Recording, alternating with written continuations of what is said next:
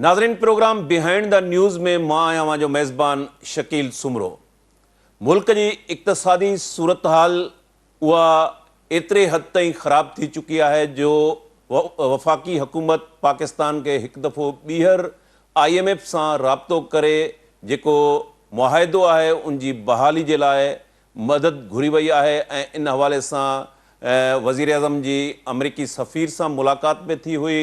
नाणे वारे वफ़ाक़ी वज़ीर इज़ाक डार चयो आहे त IMF सां राब्तो कयो वियो आहे। असांजी कोशिशि आहे त जेको मुआहिदो इल्तवा में आहे उहो फौरी तौर ते बहाल कयो वञे। उनखां सवाइ इक़्तिसादी जेको प्लान आहे उनमें इक़्तिसादी प्लान में चीन ऐं ॿिया मुल्क जेके दोस्त मुल्क शामिल आहिनि उन्हनि खे चयो वियो आहे त उहे पाकिस्तान में सीड़पकारी कनि ऐं इन हवाले सां एपेक्स कमेटी जेका आहे उन इक़्तिसादी प्लान खे उन ते अमल कराईंदी।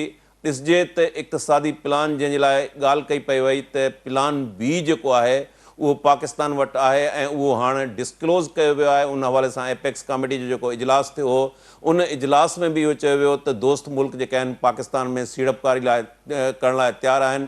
ॾिसजे त IMF सां जेके मामला आहिनि उहे सेटल थियनि था। IMF जूं जेके ॻरियूं कंडीशन्स आहिनि उहो पाकिस्तान जेको आहे क़बूलण लाइ छा तयारु थी वियो आहे, ईंदड़ ॾींहंनि में उहो वाज़े थी वेंदो। जॾहिं त नाणे वारे वफ़ाक़ी वज़ीर इसाक डार जो इहो बि चवणु आहे त जेकॾहिं IMF सां मुआहिदो न थियो त पोइ प्लान बी जेको आहे उन ते अमल करायो वेंदो।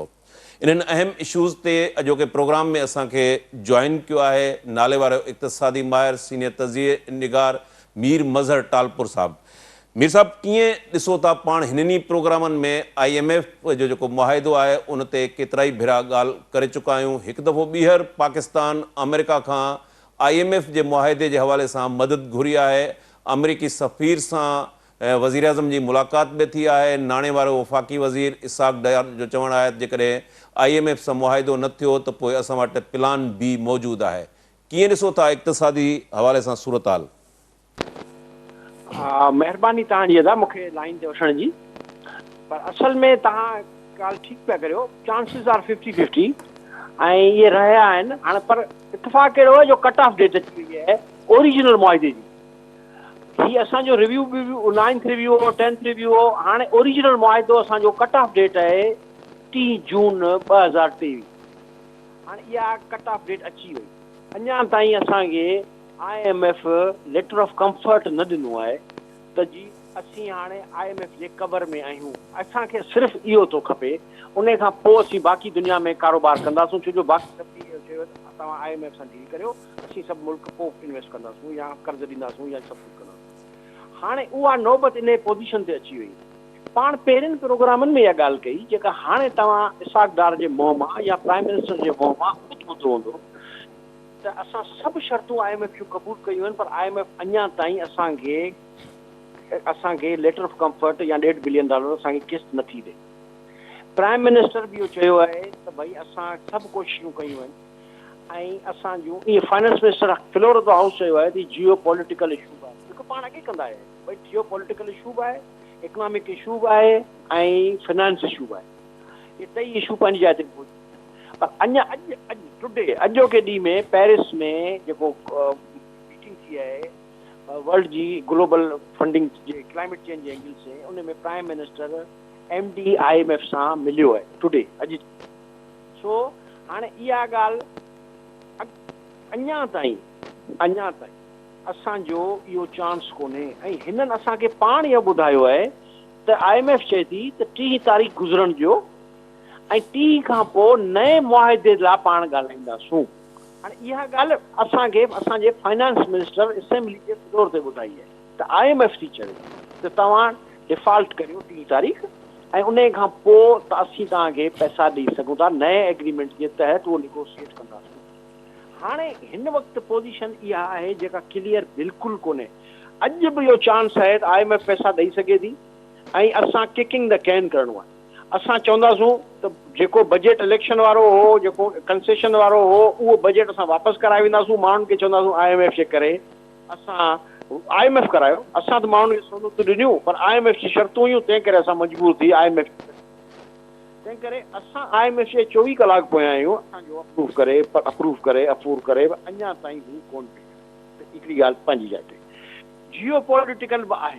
मिसाल तौर ते अगरि प्राइम मिनिस्टर IMF सां नेगोशिएट कनि पिया, IMF ऐं वर्ल्ड बैंक तव्हांखे ख़बर आहे त इहे वेस्ट जा पॉलिटिकल इदारा आहिनि, जेको वेस्ट जो रूलिंग ऑर्डर आहे जंहिंमें अमेरिका ऐं UK ऐं फ्रांस ऐं सभु शामिल आहिनि, उन्हनि जो ई इहे डेवलपमेंट ऑर्गेनाइज़ेशन्स आहिनि, उन्हनि जे थ्रू ई उहो असांखे फंडिंग कंदा, चूंकि असीं उन्हनि जा अलाई रहिया। हाणे हींअर अॼु जे ॾींहं ते प्राइम मिनिस्टर मिले पियो पेरिस में IMF जी हेड सां, पर 2 ॾींहंनि खां असांजो joint chief of army staff China में वेठल आहे ऐं उहो स्ट्रेटेजिक नेगोशिएशंस करे पियो, ऐं उहे अॻे असांखे पब्लिक मीडिया ते ISPR कोन ॿुधाईंदो, पर हींअर असांजे TV चैनलनि ते इहा ॻाल्हि कनि पिया त असांजो जनरल शमशाद जेको आहे उहो अमेरिका चाइना जी मुख़्तलिफ़ सियासी ऐं आर्मी जी धुरुनि सां मिले पियो। पर हिकिड़ी ॻाल्हि उहा जेका कनि पिया पहिरें दफ़ा, उहा इहा कनि पिया त ऑल वेदर फ्रेंड, हर हालतुनि में दोस्त, इहा अॻे कोन कंदा हुआ। तंहिं करे हाणे इहो ऑप्शन आहे जेको एडॉप्ट करण जी कोशिशि। हाणे मूंखे ख़बर न आहे उनजो रिएक्शन छा थो थिए, इन में अमेरिका नाराज़ थिए थो या डिॼी वञे थो असां खां त असीं पाकिस्तान हले वियो चाइना ॾे, वॾो अमेरिका जो नुक़सानु थी वेंदो, वॾो अमेरिका जो नुक़सानु थी वेंदो, पाकिस्तान वियो हलियो चाइना ॾे, पाकिस्तान वियो हलियो चाइना ॾे। अगरि इहो असांजा हुक्मरान सम्झनि था त उहो ग़लति सम्झनि। अमेरिका पाण हितां हलियो वियो आहे, अमेरिका जा पंहिंजा मुफ़ाद हितां हलिया विया आहिनि, असीं ज़ोरी अमेरिका सां अटैच थियणु चाहियूं पिया। हाणे अमेरिका अगरि नथो करे त पोइ असां वटि चॉइस हूंदी, असां चॉइस का बि कोन्हे, असां वरी जेको असांजे हथु रखंदो। वर्ल्ड जूं 2 वॾियूं इकानमीज़ आहिनि, हिकिड़ी इकानमी आहे अमेरिका, ॿी इकानमी आहे चाइना। तंहिं करे इहे ई दुनिया में अॼु ॿिन्ही जी ॻाल्हि हले थी ऐं ॿई इतफ़ाक़ सां हिक ॿिए जे साम्हूं अची विया आहिनि। तंहिं करे इंडिपेंडेंट जो ऑप्शन उन्हनि मुल्कनि में हूंदो आहे जेके रिज़र्व जिन जो हूंदो आहे, जिन जी फाइनेंसिस बहितर हूंदा आहिनि, इकानमी बहितर हूंदी आहे, जिन जो ट्रेड बैलेंस बहितर हूंदो आहे, उहे मुल्क इंडिपेंडेंसी वठी सघनि था। असां जहिड़ा मुल्क जेके रुगो ख़ैरात ऐं कर्ज़ ते हलूं था, उहे मुल्क इंडिपेंडेंट पोज़ीशन नथा वठी सघनि ऐं वठी सघनि ई नथा। तंहिं करे मुंहिंजो अर्ज़ु इहो आहे त चांस 50-50 आहे। अगरि अमेरिका ॾेई छॾियो त बिस्मिल्लाह, इनखे चइबो किकिंग द कैन। पोइ छा थींदो, केयर टेकर अची वेंदी, केयर टेकर नओं नेगोशिएट कंदी, नओं एग्रीमेंट IMF सां नेगोशिएट कंदी, ही फ़िलहाल हिननि खे किस्त ॾेई वरी अॻिते हलंदा, पोइ वरी जेका गवर्नमेंट ॾींदी उहा वरी IMF सां नओं नेगोशिएट कंदी, उहा IMF ॾे थी नथी ॾे, उहो पोइ जूं ॻाल्हियूं आहिनि, नथी ॾे। पर असांजी पोज़ीशन पोइ क्लियर आहे, हींअर बि असांजी क्लियर आहे त असां वटि पैसा कोन्हनि ऐं पैसा आणण जा तरीक़ा बि कोन्हनि। वी डोंट प्रोड्यूस एनीथिंग जेका डॉलर वठी अचे, असीं कहिड़ी शइ पैदा कोन था करियूं जेका डॉलर कमाए अचे। तंहिं करे असां हाणे किकिंग द कैन करियूं था, सुठो हणंदा अचूं, जंहिंजी हुकूमत अचे, जंहिंजो वारो अचे, पोइ उन ते नज़लो किरंदो। बाक़ी हालतूं इनवेटेबल आहिनि, ॾुखियूं थियणियूं आहिनि। चाहे IMF जे एग्रीमेंट में वञूं त बि ॾुखियूं थियणियूं आहिनि, जे IMF जे एग्रीमेंट न वञूं त बि न वियासीं त फौरी तौर ते थींदियूं, जे वियासीं त साल खां पोइ। पर पोज़ीशन क्लियर इहा आहे त we have no option, they have an option कि they pick us or not. This is the whole thing and let's see 3 तारीख़ में अञा कुझु ॾींहं आहिनि तंहिं ताईं छा थो थिए।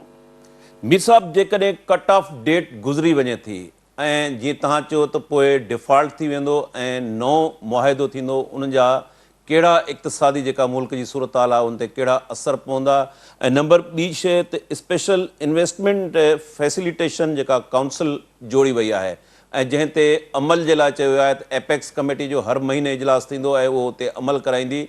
प्लान बी जी जेका ॻाल्हि कई पई वई त दोस्त मुल्क जेका आहिनि सीड़पकारी कंदा, त तव्हां इहो नथा सम्झो त इहा चॉइस जेको आहे प्लान बी वारो पाकिस्तान वटि मौजूदु आहे? जेकॾहिं IMF सां मुआहिदो नथो थिए, कट ऑफ डेट गुज़री वञे थी, डिफॉल्ट बि थी वञे थो, त प्लान बी जे ज़रिए जेको आहे उन मां जेका इकोनॉमिकल डिप्रेशन आहे उन मां निकिरी सघिजे थो?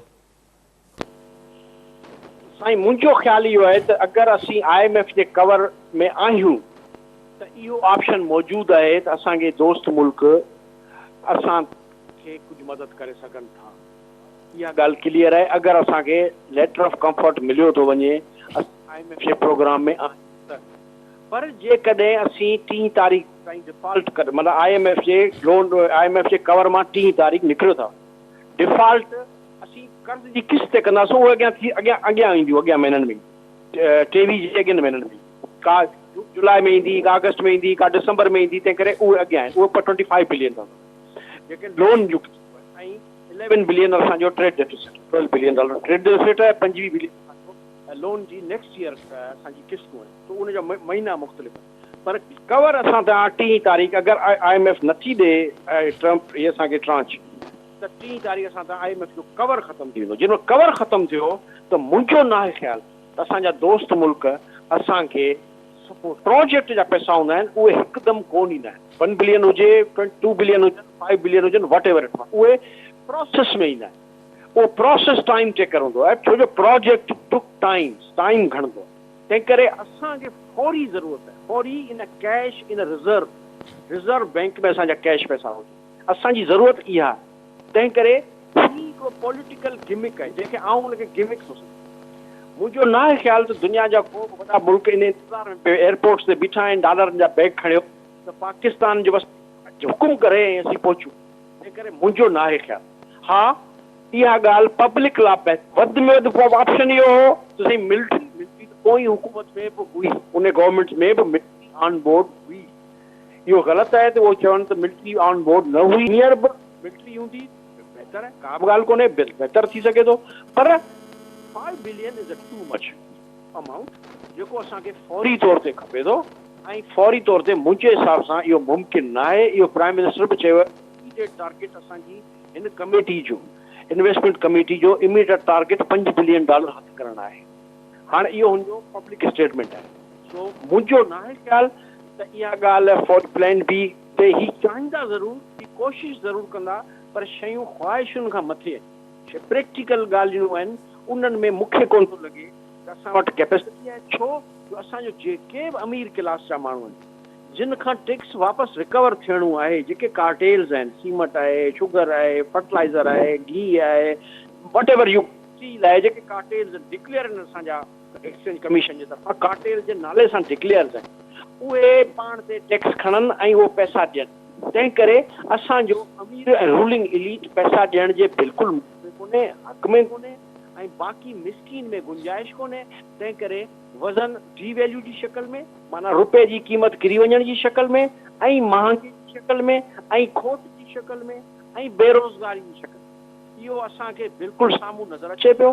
स्टेट बैंक हींअर जेका बजट खां पहिरीं रिपोर्ट ॾिनी आहे पंहिंजी सिटिंग जेका 2022 में, उहा चए थी ही 3 सेक्टर हींअर वॾे में वॾो नुक़सानु कंदा ऐं इन्हनि जो आईंदा 5 सालनि ताईं या 10 सालनि ताईं को चांस कोन्हे तरक़ी जो। उहे 3 सेक्टर उहे आइडेंटिफाई कनि था। हिकिड़ा रियल स्टेट सेक्टर था चवनि, हिकिड़ा कंस्ट्रक्शन सेक्टर था चवनि, हिकिड़ो टेक्सटाइल सेक्टर था चवनि। हाणे इहे 3 सेक्टर में पब्लिक जो तमामु घणी इन्वॉल्वमेंट आहे, मज़दूरनि जी, माण्हुनि जी, डिपार्टमेंट्स। हर मिसाल तो कंस्ट्रक्शन में केतिरा घणा डिपार्टमेंट्स आहिनि, केतिरा घणा सेक्टर्स इन्वॉल्व थियनि था। ईअं ई तव्हांजो टेक्सटाइल आहे जंहिंमें बेरोज़गारी आहे, फैक्ट्रियूं बंदि थी वियूं, कास्ट ऑफ प्रोडक्शन, कपिड़ो ठाहिण, कपड़ो ठाहिण, बिजली, ॿिया बिल्कुलु मीर साहब, उनजो ज़ाहिर आहे त जॾहिं एग्रीमेंट न थियो त उनजो नुक़सानु थींदो। प्लान बी ॾिसजे त उहो कीअं इम्प्लीमेंट थिए थो।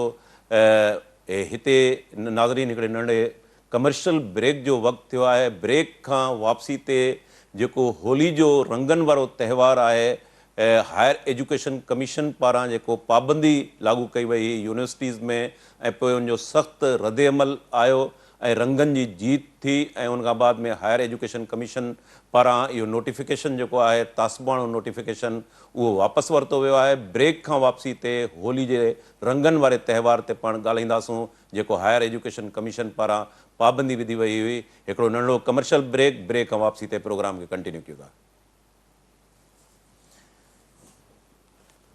इसमें